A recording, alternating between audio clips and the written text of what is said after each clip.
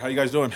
Good. Coach, how much of we'll use the word advantage, but I guess how beneficial is it that you've prepared to play Jimmy G and this Niners offense a lot? Yeah, it's definitely helpful. I think over the last 5 years we played them 11 times, so we got pretty familiar with what they're doing and stuff. But they do such a good job schematically. They're always going to be a challenge, and they always have nice new wrinkles for them, and so we got to be ready. How does it allow them to run the ball so effectively and so consistently over the years? Well, they got good players, they got good coaches, they have a scheme that with the outside zone and the complements off of it that's really challenging. And I just think like over the years when you have familiarity with the same scheme and the same players are doing the same thing and they just really get to know it, they get to master it, and so they've done a good job. How much does it help that your guys saw so much outside zone in training camp going against It's definitely very helpful. Seen a lot of the same schemes, the jet motions, like you said, the outside zone. It was great that we got all that work this camp and in the off season, so it's going to be helpful. Obviously, your familiarity with the 49ers from your position in LA, but also you have two guys now, K1 and DJ, that have a little bit of insight. How beneficial have they been this week, kind of in the game prep and maybe giving some tendencies away there?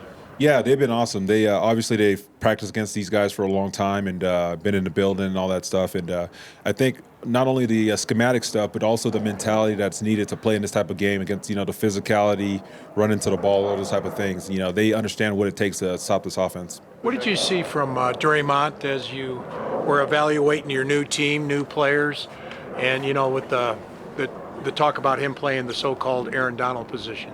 Yeah, well, I wouldn't call it the Aaron Donald position, but he's a good football player. He has the ability to rush the passer. We challenge him, and he challenged himself to be better against the run, and he's shown that. And that's just the deal. Anybody that wants to be a good front player in the league, you got to be a good versus the run and the pass. And he's done a great job of that. And so he's got all the skill set that is needed to be an elite player at that position. Compared to other guys around the league, how unique a challenge is Debo based on what he's done? Oh yeah, he's tough.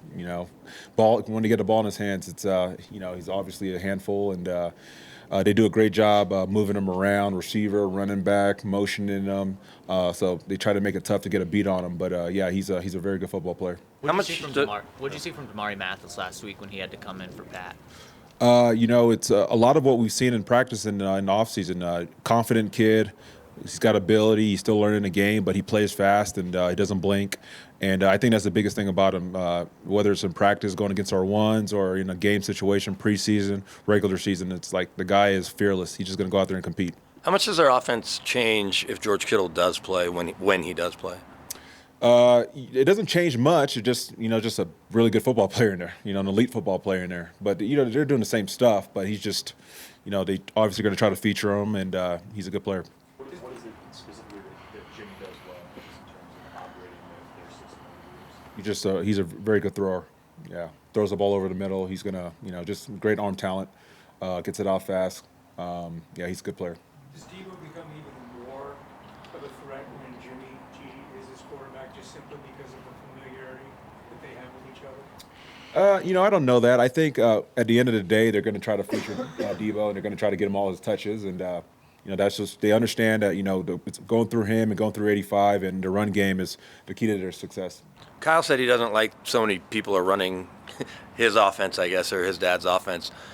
But what makes the way Kyle runs it and designs and calls plays unique? Well, yeah, it's all, like you said, there's a couple of different versions. I would say what they do is it's got the most pre-snap adjustments with the jet motions, the shifts. Having guys like 44 who are smart and kind of line up all over the place and you could do different things with. And so I think they give you a little bit more complexity before the snap than everybody else. If you have Josie back this weekend, what sort of benefit is that for you guys there? It's a great benefit. He's a very good football player. He's smart. He could command a huddle. It makes us better. How did Caden Stearns look to you on Sunday? Very good, yeah. And we expected him to play well. He's grown. He's learning on the fly. He's got all the athletic tools needed, and he's done a good job. One thing that stands out, Randy Gregory's playing with a high motor through 2 games. Last week you told us once he gets into football shape, it's going to be really scary. I mean, how much better can he get? Yeah, I think just like all of us, he could get better, and he'll continue to accumulate those reps in practice and on game day, and he'll get better as the season works through. But him playing with the high motor and him playing hard and fast is no surprise. That's what he's done his whole career.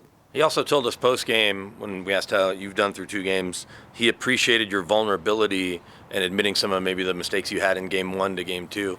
Was that something that just comes naturally, or do you have to decide whether or not you want to? No, I just think, we talk about accountability, and, none of us are perfect. And, you can't, if you expect the players to have that standard for themselves, you got to be able to hold it for yourself as well. So Draymond was mentioning yesterday that you kind of listen to the players and kind of take their words into account. Like, how does that kind of play out during a game when you've got guys kind of saying, okay, I see this out here, and then you adjust accordingly? Yeah, I mean, I think there's a lot of things that happen on the field that we may not necessarily see, and the guys that are out there doing it a lot of times have the greatest vantage point. And, we just always are going to value their feedback, and we may not necessarily do it exactly the way they want every time, but we're going to listen, and I think it's the more information you get, the better decisions you can make. So. Thank you. Okay, thank you, guys. Thanks, Coach.